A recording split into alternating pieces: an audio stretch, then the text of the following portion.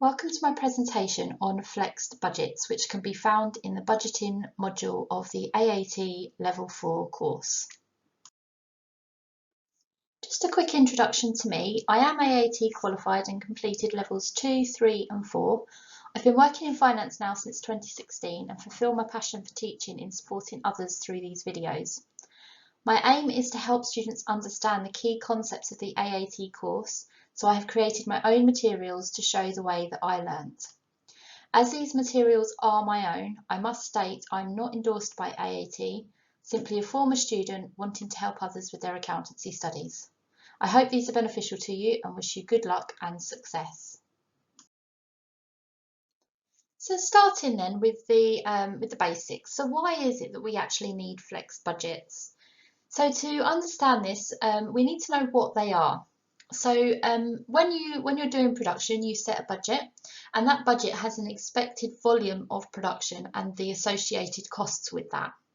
But if the actual production varies significantly away from that budget, you need to flex the budget in order to understand it. So flexed budgets are budgets which are amended to reflect the expected results for the actual production volume. So this means that your production volume has changed from what you originally budgeted. So perhaps you budgeted 5,000 units and you've actually made 10,000 units. We need to understand, for that change in volume, what our actual expected results would be. They are calculated using the same variable, semi-variable, stepped and fixed cost that the original budget was produced on. So therefore, we're going to have to do some calculations in order to be able to reflect what those costs would have been for the actual production that was made. So why is it that we actually need them then? Well, it simply kind of comes down to the fact that we can't compare like for like, and that's really important. So if we've got a budget for 5,000 units and we end up making 10,000 units, we have no meaningful comparison between the actual and the budget. So therefore, we need to flex the budget, the original budget for 5,000 units, we need to flex that for 10,000 units, and then we can see where we actually came out. So we can make the comparisons between the expected and the actual results for the actual production volume. But what are the drawbacks of this? Well, it's based on the assumptions of the original budget. Now, the original budget will have been set with certain things in mind, and therefore may not take into account that if the volume of production increased significantly or decreased significantly, that costs may change their behaviour at different production levels. So the assumptions that are taken forward may not be correct for a flexed budget. And in addition to that, it can also be confusing for a manager as they have a bit of a moving target. You know, if I knew then what I know now, once they've flexed the budget, then it's a bit of like a 2020 vision with hindsight, which can be useful going forwards in order to make better budgets for future production. But this can make them have a sense of a bit of a moving target, that the budget has been changed for the volume of production, and therefore the variances to that budget is more of a 2020 vision with hindsight rather than something that they could actually strive towards whilst in the production mode. So that's what they are. So they're amended to reflect the actual production volume based on the same budget, so the same costs that were used in the original budget. And we have to do it to compare like for like and make meaningful and accurate comparisons. But it can be based on assumptions that of the original budget and therefore may act differently at different production levels, and can be a little bit confusing for managers as they feel they have a bit of a move-in target.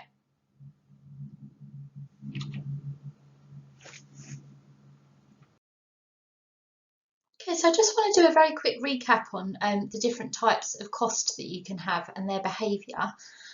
This is going to be really important when flexing a budget, so just a very quick overview. So you'll have your variable costs, which change in line with the level of production. So this is going to be your materials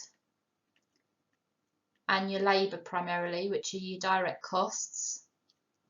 But look out in the question, because you may also be told that another element is also variable, but primarily it will be your materials and your labour.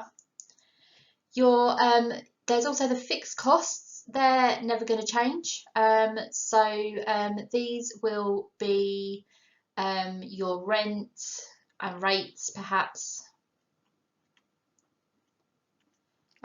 So you're always going to have to pay them, regardless of whether you produce 5,000 or 10,000 units. That cost is still going to be the same to the business. And then you've got your semi-variable costs, which have both a variable and a fixed element.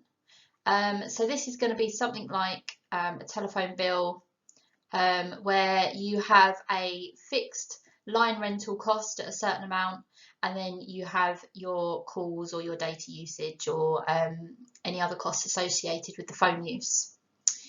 And then you'll have your stepped costs, and these change at a certain level of production.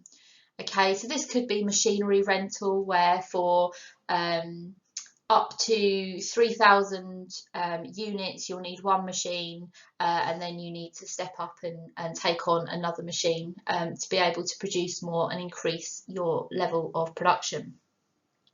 So these are going to be really important when it comes to flexing your budget, because you need to understand how they behave in order to be able to flex the budget that you're given and produce the new budget, so that you can then do the variances against it, which we're going to move on to shortly. Okay, so let's look at the information that you're likely to be given then in an exam question. So you'll be given what your original budget was here, and it will tell you all of the different elements that are included in that budget. So here we can see that we've got a production volume of 5,000 units. It tells us what our revenue at that amount is, what our materials, labour and all of the other costs listed there, and then what our overall operating profit or loss would be at 5,000 units. Then next to that you'll have a blank area, which is going to be for your flex budget, which is what you're going to need to work out. You're also then going to be given the actual figures for that production.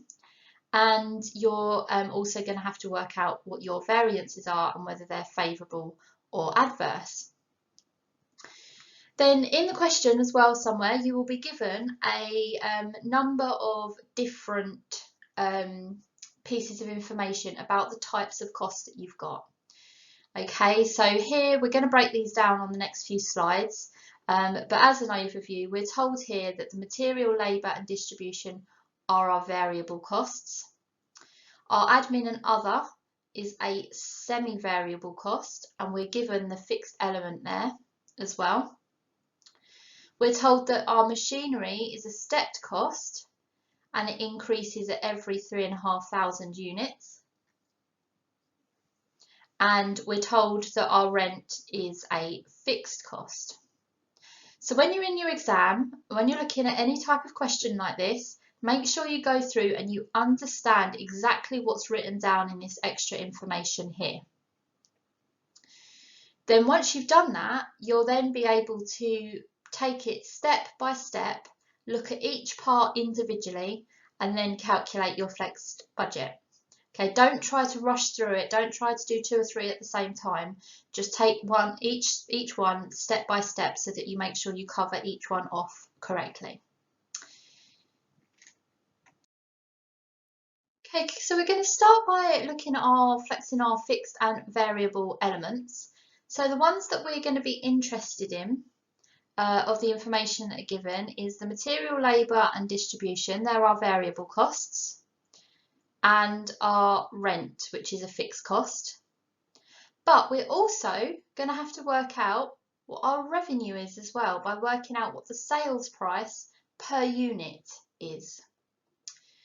Okay, so we'll start with the sort of easy one. And I say it's easy because we know that our fixed costs aren't going to change regardless of how many we make.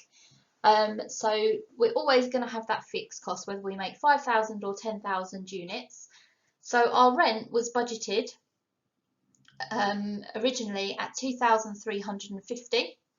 So we can just pop that straight in here because that is going to remain the same even if when we make the 10,000 units. Then let's move on to revenue. Now, revenue, we need to work out what our sales price is. So to do that, we'll need to divide our total revenue divided by our units. So 37,500 divided by our 5,000 gives us a sales price per unit of £7.50. So when you're going to apply that now to your 10,000 units, your actual production, because we actually made 10,000 units, so we're no longer going to be expecting to make 37,500 because that's what we're expecting at 5,000 units. We're now going to be expecting to make a larger amount of money in revenue because we're making more units. Okay, so you'll then do the 750 multiplied by 10,000 units, and that will give you £75,000. So that's going to then be put in our flex budget over here, our £75,000. So let's look at our variable elements now that we need to flex. And we've got three here. We need to do material, labour and distribution. So again, because they are variable, they're going to move in line with the volume of production. Okay, so the same as what we just done with the revenue, we're now going to do with our materials. So our materials, we had £4,000 at a level of 5,000 units. So we're going to divide our £4,000 that was in our original budget by our original number of units, which was 5,000. And that will give us 80p per unit. So to flex that then, because we're now going to be expecting to pay more because we're increasing our production, therefore we need more materials. So we then need to have a look and say, okay, if it's 80p per unit and we've made 10,000 units,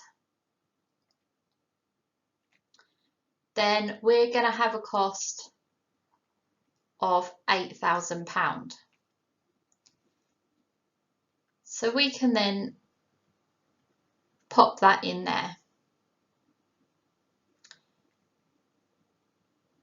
We can do the same again for our labour. So originally we were spending £5,500 on 5,000 units, which means per unit our labour was costing us £1.10. So if per unit it costs £1.10 to make in labour, we know it's going to be £1.10 multiplied by our new level of production, our £10,000, our 10,000 units, beg your pardon, and that is going to give us an £11,000 labour cost. So we can pop that in our budget here as well. And then finally, we're going to have our distribution costs. And again, they're variable. They're going to go up in line with production. So we do exactly the same. We take the 1,000 250 from our original budget. We divide that by our original number of units, our 5,000 units, and that gives us a 25p per unit cost. So now we want to know how much is it going to cost then, how much are we expecting it to cost for us to make our 10,000 units. So it's our 25p times by our 10,000 units, which is going to give us a £2,500 budget.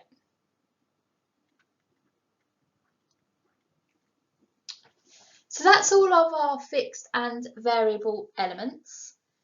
So again, just the key points here to remember is that you need to make sure when it's a variable cost, you work out what your per unit based on your original budget was. Okay, so the key thing is having a look at what your original budgets was, and then you want to be dividing your variable elements by that to get a per unit cost.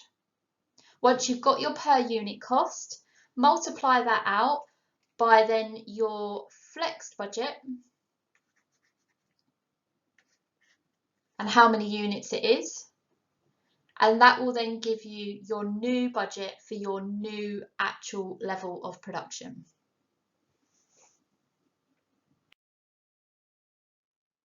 So moving on then now, we're going to be having a look at our semi-variable element and how we're going to flex that.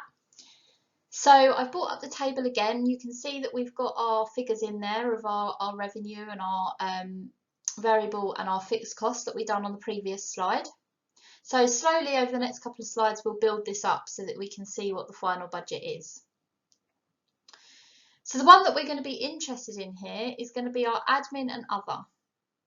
As we're told, it's semi-variable and it's got a fixed element of £3,000.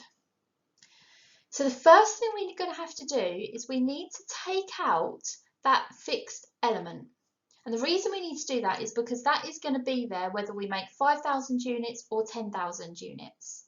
So that fixed element, that £3,000, is going to be there regardless of our level of production. So a bit like our rent was, it's not going to change. So we're told there will always be that £3,000 there.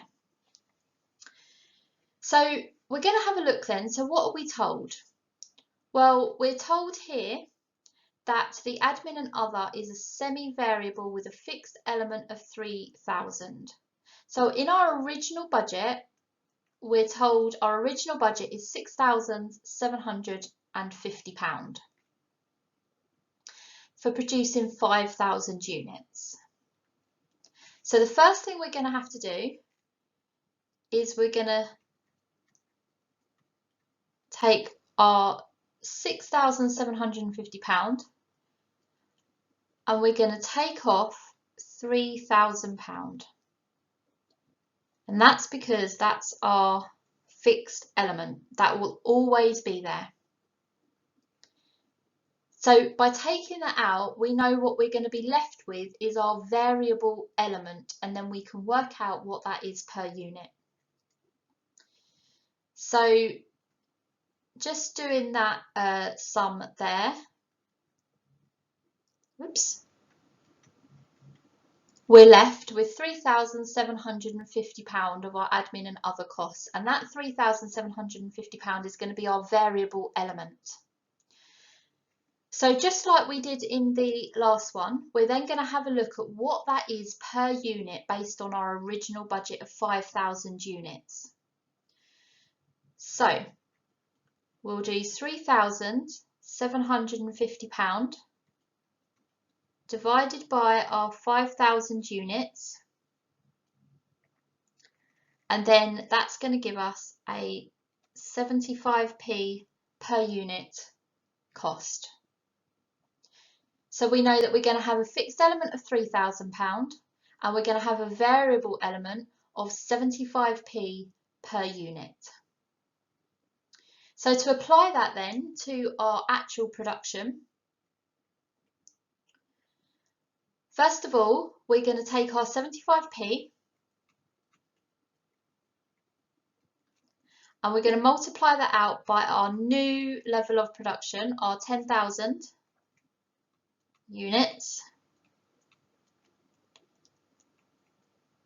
And that will give us our £7,500. But don't forget, we've still then got to add on this fixed element that will always be there. So our fixed element of 3,000, and then that is going to give us a £10,500 flexed budget. So we can then pop that in here with our admin and other. So remember, with your semi-variable elements, don't forget that once you get into working out what that element is, that variable element is, which in this case was our 75p, don't forget, once you've worked that out, you must add on the fixed element of the question. Okay, so we had a £3,000 fixed element that will always be there regardless of the level of production. So you need to add that back in once you've worked out your variable element. Okay, so now we're going to have a look at our stepped elements and flexing those. So the one we're interested in here is our machinery, and it says it's stepped, increasing every 3,500 units. So we need one machine for every 3,500 units. So the first thing we have to do before we can consider any values or anything like that, because we're not given any values in the question, but what we need to consider is how many machines are used in order to create the production volumes that we're given. So the first thing is number of machines. So to do that, we're going to have a look and we're going to say, if we know that our machinery, we need to make 3,500, we need one machine. So to make 5,000, which is our original production level in our original budget, we divide that by our 3,500 units that one machine can make, and that gives us 1.43 machines. Now we can't have 1.43 machines. We can have one machine, two machines, three machines, but we can't have a point of a machine. So we have to make sure that we round that up to 2. So then for our 10,000, we can do 10,000 divided by our 3,500 units per machine, and that gives us 2.86 machines. So therefore we're going to need 3 in order to make those 10,000 units. So don't get caught up here on just because the machine can make more than the budgeted production level. So our 2 machines could actually make 7,000 units, but our budget is only 5,000 units. We still need to have the cost of 2 machines in the budget. We can't have a point of a machine. It's just that we can make up to 3,500 per machine. So to then work out the cost, we can see in our original budget for 5,000 units, we had £1,200, which was budgeted for 5,000 units. So if that £1,200 was needed for 2 units, we can divide that by our 2 units to get our per unit, per machine price. Okay, we needed 2 machines to make 5,000 units, and we budgeted £1,200. So those two machines we were expecting to cost £1,200. So therefore it was £600 per machine. So we know for our 10,000 units, we need 3 machines. So we can times our 3 requirement by 600, and that gives us £1,800, which is going to be our flexed budget for our machinery. So when you're looking at your stepped elements, you need to make sure you understand at what level are they changing, and then you need to calculate how many of those steps. So if you think about it in terms of actual staircase, how many steps is it you're going to have to go up until you reach your production level? And then once you know that, you can then, if you're not given the price per step, if you're not given that price in the question, then you can work it out based on the original budget that you were given. Like we've done here, we originally needed 2 machines. That was at £1,200, so therefore 1 machine costs £600. We can then multiply that out by the number of machines that we needed, and that's how we flexed our budget for our actual production of 10,000 units. So the final thing we're going to have to do once we've flexed our budget then is to actually look at what our variances are going to be and whether they're going to be favourable or adverse. So the first thing we have to do, you can see in our chart here that's been brought forward, the first thing that we're going to have to do is add together all of our flex budget to give us a total flexed budget for 10,000 units. And in this case, it's £38,850. So just before we go on to looking at the variances and what we need to do there, just have a look and sense check everything you've done up until now. Okay, so there's an element in an exam where you can be a little bit flustered and perhaps you can be frantically typing in your calculator. You can mistype something and still write down the answer that you've got. So it's really important just to sense check. So have a look. So have a look at that original budget on the left-hand side of 5,000 units. Our total cost there at the bottom, or a total operating profit at the bottom there, is 16,450. Then have a look at your flexed budget. Go through each line and check, does it seem roughly about where you would expect it to come out? So for example, on your materials line, if you had only £3,000 in your flexed budget, then that's not going to be right because we've increased our volume to 10,000, so we expect to pay more for our materials because we're going to need more materials. Okay, it's so easily done in your exams is just to quickly type in a calculator because you're under pressure, you've got time pressure. So make sure you take a step back and just sense check it. Does it look right? So at the bottom there, our operating profit, 16,450 for our 5,000 units. And then we've calculated to be 38,850 for our 10,000 units. And actually that does make a bit of sense. Okay, it's increased. There's obviously a bit of fluctuation in the budget there with the stepped costs, etc. But actually it's increased to roughly what I would be expecting it to come out to. So then we need to go on and then have a look at how did we actually fare. So up until now, we've not worried about this actual column. Okay, this hasn't taken into account anywhere because right until we had our flex budget to 10,000 units, it doesn't matter what our actual costs were. Okay, because there's no point having a look. So if you have a look at the materials line there, you're going to see that the actual amount spent was £9,000 on 10,000 units, but we can't really compare that to £4,000 when we were expecting to make 5,000 units. So it looks like we've overspent by 5,000 if you do it in that way, but that's actually not the case because we had to buy more materials.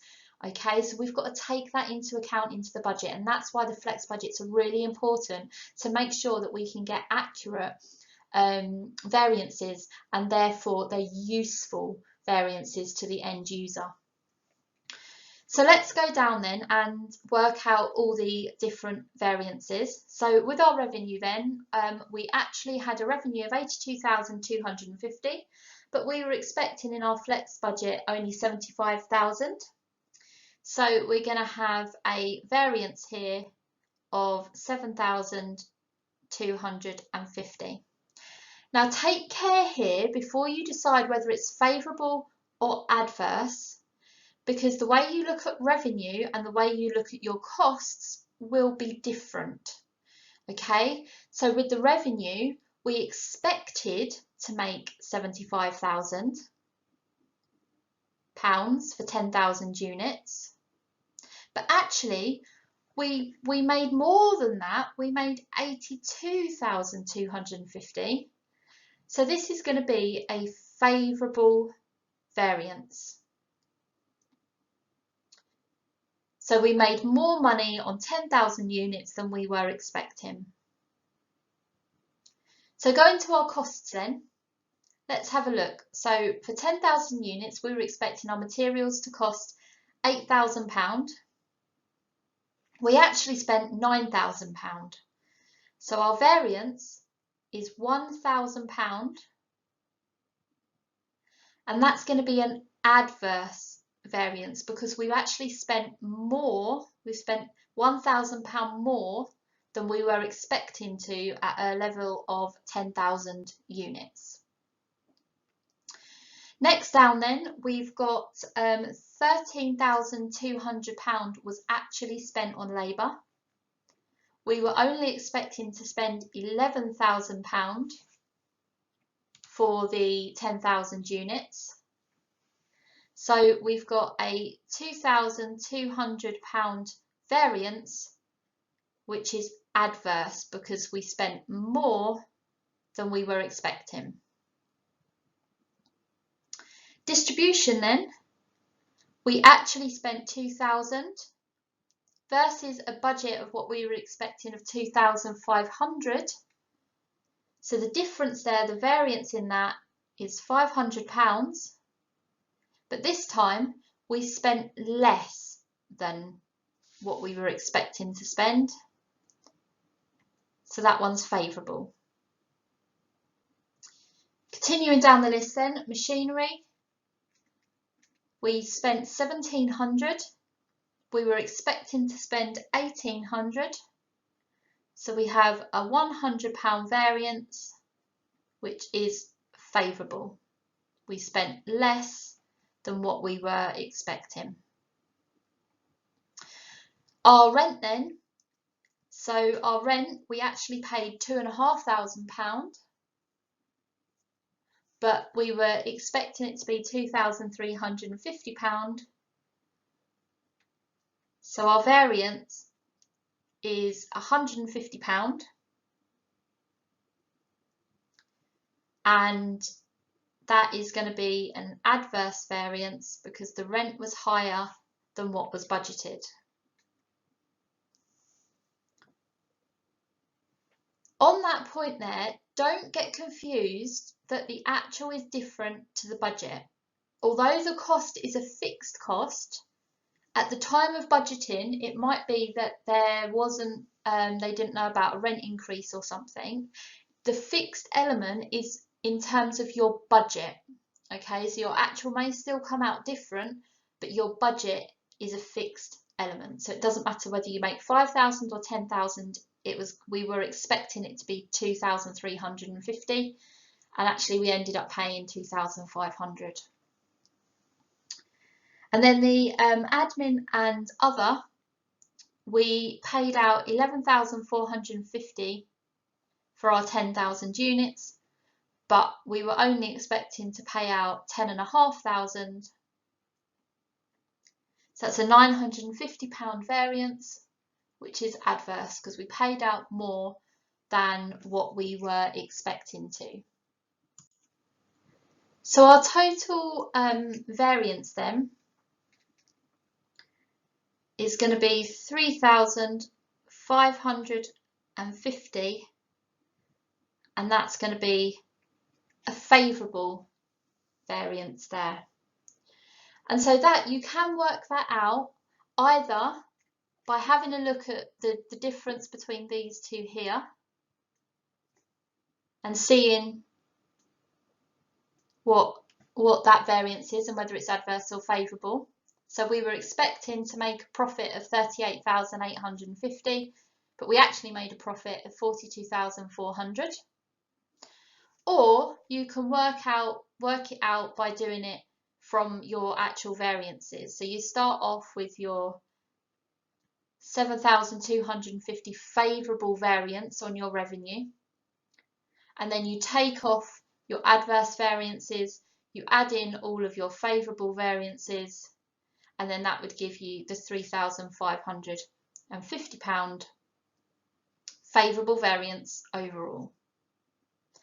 So that's your budget flexed in each individual section, and then your variances worked out.